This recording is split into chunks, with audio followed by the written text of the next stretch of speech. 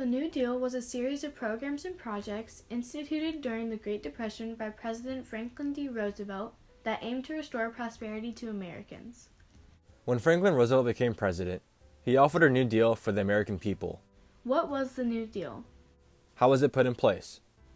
One of the primary reasons Roosevelt won the presidency in 1932 was because he promised to try and do something to end the economic crisis that the country was facing. As he entered the office, Roosevelt hoped to do three things. First, he hoped to provide relief for the poor and unemployed.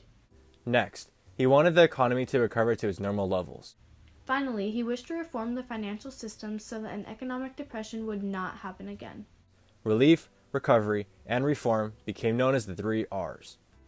To accomplish these goals, Roosevelt implemented a series of government programs in between 1933 and 1939. Some of these programs were approved by Congress, while others he enforced through executive order. Collectively, these programs became known as the New Deal. The New Deal is frequently referred to in two different parts. The first New Deal, which was enacted between 1933 and 1934, was largely concerned with restructuring the nation's economy and offering relief to the banking industry.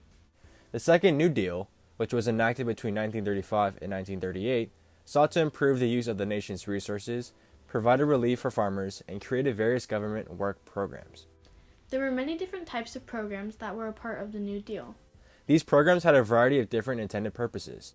Programs such as the Works Progress Administration, WPA, and the Civilian Conservation Corps, CCC, were designed to put unemployed people to work.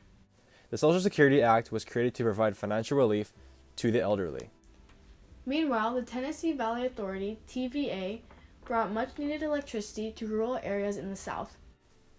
The Federal Deposit Insurance Corporation, FDIC, was another important agency created by the New Deal.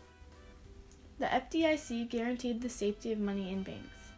Citizens no longer had to fear losing their money if the banks closed. This scenario was very common in the early years of the Great Depression. The FDIC is still in operation today to ensure money deposited in banks.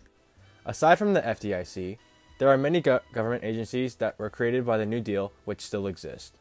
Amongst them are the Federal Housing Administration, FHA, the Federal Crop Insurance Corporation, FCIC, and the Security Exchange Commission, SEC. The Federal National Mortgage Association, the National Labor Relations Board, the Social Security Administration, and the Soil Conservation Service were all created by the President. But not everyone was a fan of the New Deal. Many felt that Roosevelt was leading the United States down the path of socialism. Others saw the New Deal projects as a waste of money and resources. Today, some economics and historians believe that Roosevelt's adherence to the New Deal policies actually prolonged the Great Depression. However, New Deal programs did put millions of people to work, providing economic relief for struggling families. The New Deal initiatives also allowed for the construction of roads, schools, parks, hospitals, and many other facilities that were needed throughout the nation. Roosevelt's New Deal fundamentally and permanently changed the U.S. federal government by expanding its size and scope, especially its role in the economy.